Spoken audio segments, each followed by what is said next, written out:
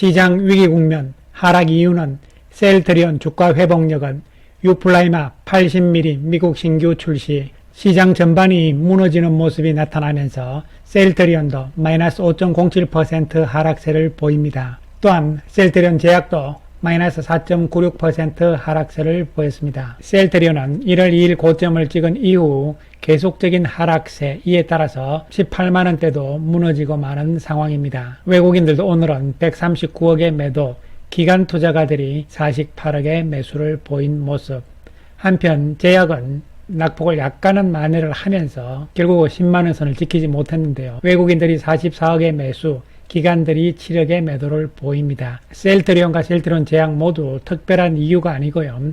시장 전체적인 영향권에서 벗어날 수 없는 모습이었다고 평가를 할 수가 있겠습니다. 오늘 이 시간에는 시장에 대한 이야기들을 조금 해드리고요. 그렇다면 셀트리온의 주가 회복은 언제쯤 될 것인가, 그리고 오늘 나온 유플라이마 80mm에 대한 이야기를 해보기로 하겠습니다.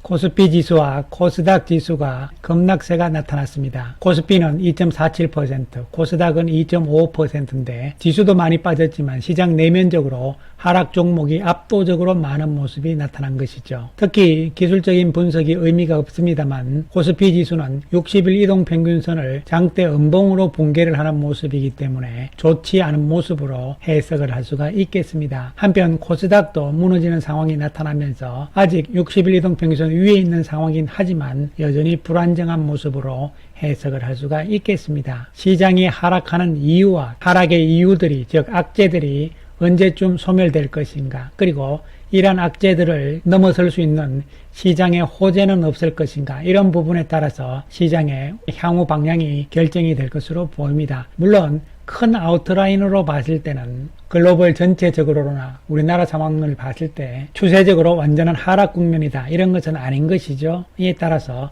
조정이 어느 정도 나올 것이냐에 초점을 맞춰야 될 것으로 보입니다.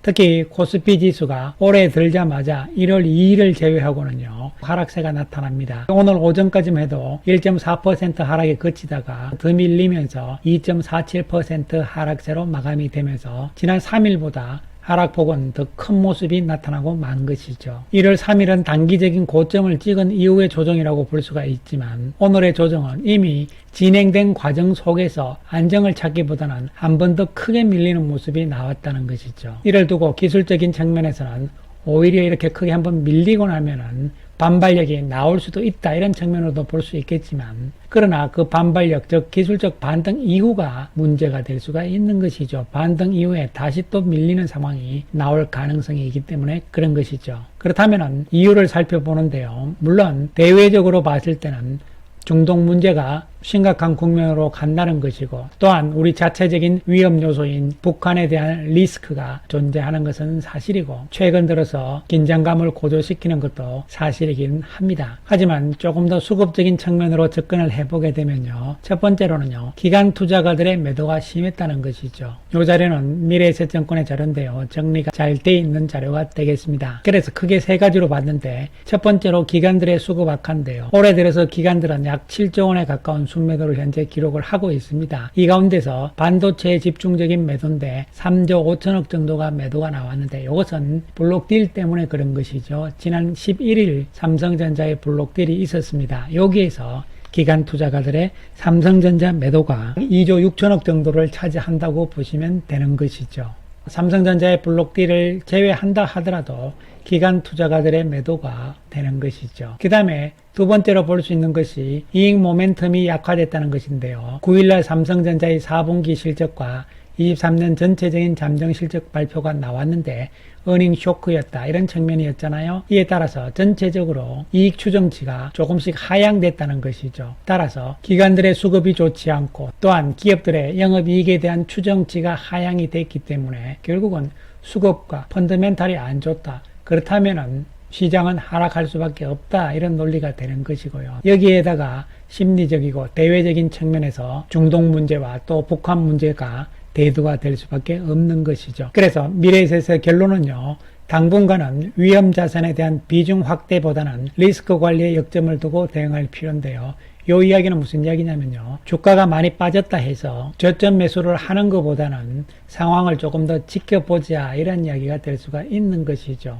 그렇다면 어떻게 보면은 코스피 입장에선 직전 저점까지도 위협하는 거 아닌가 이런 불안감이 나타날 수가 있는 것이죠. 지지선으로 역할을 할 수 있는 61선에서 코스피 지수가 장대 음봉을 보이면서 붕괴가 됩니다. 그렇게 되면은 2271선 전저점이라고 볼 수 있는 이 라인까지도 위협하는 것이 아닌가 하는 우려심이 생길 수가 있는 것이죠. 물론 누구도 알 수는 없지만 중요한 것은 단기적으로 낙폭이 컸기 때문에 또한 어찌 보면은 최근 하락의 이유들이 이 정도면은 지수에 어느 정도 반영이 된 것으로도 볼 수가 있겠습니다. 문제는 기술적 반등이 나오겠지만 기술적 반등 이후에 다시 되밀리는 상황이죠. 새로운 호재가 나오기를 기다리는 것이죠. 실제적으로 호재가 될 수 있는 것은 1월 31일 날 열리는 미국 FOMC의 금리 인하에 대한 기대감이라고 볼 수가 있는데요. 이러한 기대감들에 대한 이야기들이 나오게 된다면은 시장의 반등은 진행이 될 것이다. 그러나 부위 상승하는 상황은 아닐 것으로 볼 수가 있는 것이죠. 코스닥도 같은 개념으로 접근이 될 수가 있고 종목별 순환매는 언제든지 가능하다고 볼 수가 있는 것이죠. 따라서 시장 전체적으로 봤을 때는 낙폭은 어느 정도 반영이 돼가는 과정이지만 시간은 조금 더 필요하다고 볼 수가 있는 것이죠. 이에 따라서 셀트리온과 셀트리온 제약 역시 시간은 조금 더 필요하다. 셀트리온 하락보다는 이제는 옆으로 좀 세우는 모습을 기대를 할 수밖에 없는 상황이죠. 한편 셀트리온 오늘 유플라이마의 80mg짜리의 미국 출시를 발표를 했는데요. 의미가 있습니다. 시장이 워낙 안 좋아가지고 묻혀버렸는데요. 왜냐하면 80mg가 이번에 출시가 됐고 1분기 내로 20mg도 출시가 되면서 주력인 40mg와 80, 20 이렇게 해서 세 가지 용량인데요. 이 세 가지 용량을 갖춘 것은 오리지널인 휴미라 이외에 바이오 시밀러 쪽에서는 없다는 것이죠. 유플라임에 대한 세 가지 제품으로서 미국에서 이제 본격적인 판매를 위한 준비가 거의 돼가고 있다 이렇게 볼 수가 있는 것이죠. 아직은 오리지널인 휴미라가 미국 시장에서의 지배력이 강한 것은 사실입니다. 이 약이라는 것이 시간이 좀 걸립니다. 이에 따라서 이 시장을 바이오 시밀러 쪽에서 침투하는 과정인데 하나씩 준비가 잘 돼야 된다. 이것이 중요한 부분이 되는 것이죠. 조금 더 살펴보게 되면요. 일단 80ml짜리의 가격은 40ml와 동일하게 책정을 했고 용량이 많다 해서 비싸게 받는 것이 아니고요. 20ml가 나올 건데 20ml는 소화용이기 때문에 가격이 조금 다운될 가능성은 있다고 볼 수가 있는 것이죠. 어쨌든 세 가지 종류로 맞춤형 마케팅 전략이라는 측면은 의미가 있다고 보는 것이고요. 그 다음에 이 80ml짜리는 최초로 처방을 받는 환자를 중심으로 하겠다. 그래서 투약 횟수가 줄어들기 때문에 환자 입장에서는 상당히 편리하다는 부분이 있는 것이죠. 특히 미국 시장은요. 오리지널 휴미라를 치료받는 환자 가운데서 80% 이상이 시트러산염을 제거한 고농도 제제를 사용한다는 것이죠. 그러니까 핵심은 구연산염은 없는 것이고요. 고농도라는 것이 핵심이 됩니다. 80% 이상이 고농도를 쓰기 때문에 셀트리온의 유플라이마는 20ml, 40ml, 80ml 세 가지 제품 모두 다 고농도 제품이다 이렇게 보시면 되는 것이고요. 또한 상호 교환성도 현재 미국 FDA 허가 신청을 완료를 해놓은 상태가 되는 것이죠. 그리고 셀트리온 USA 쪽에서는 상호 교환성이 되게 되면 더욱더 공격적인 마케팅 전략이 가능하다는 이야기를 하는 것이고요.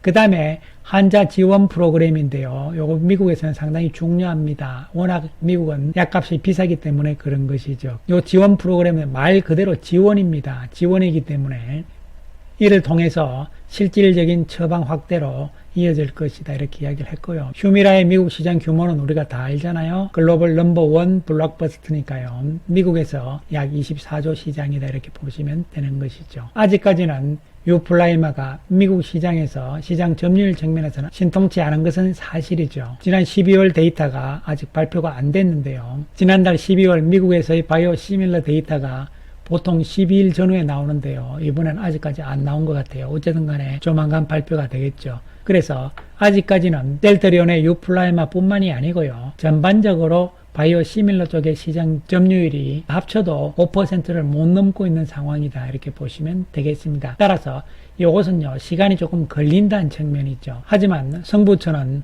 첫 번째로 고농도, 두 번째로는 제품의 다양성이기 때문에요. 셀트리온의 가능성은 있다고 볼 수가 있는 것이죠. 23년 작년까지 유플라이마의 매출 추이를 살펴보게 되면요. 헬스케어의 자료가 되겠는데요. 유럽에서 23년 1분기부터 매출이 나오기 시작을 해서 1460억 정도가 추정이 되는데요.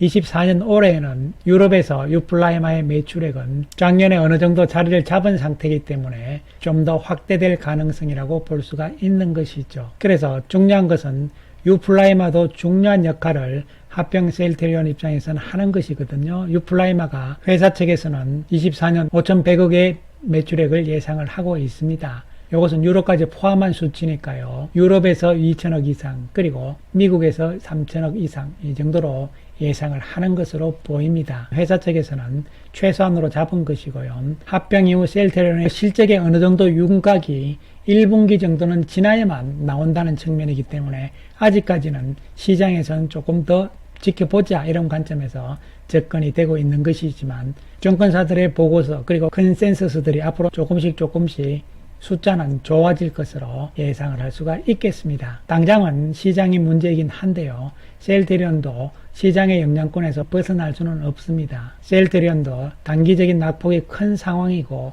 1월 말에 가서 이 낙폭을 좁히는 구도로 나올 가능성이라고 말씀을 드렸기 때문에 무엇보다도 올해의 실적과 그리고 내년의 실적 이런 부분에서 조금 길게 보는 관점이고 단기적으로는 괴롭고 힘든 상황입니다만 어쩔 수가 없는 것이죠. 지금은 인내를 할 수밖에 없다는 말씀 드리겠습니다. 감사합니다.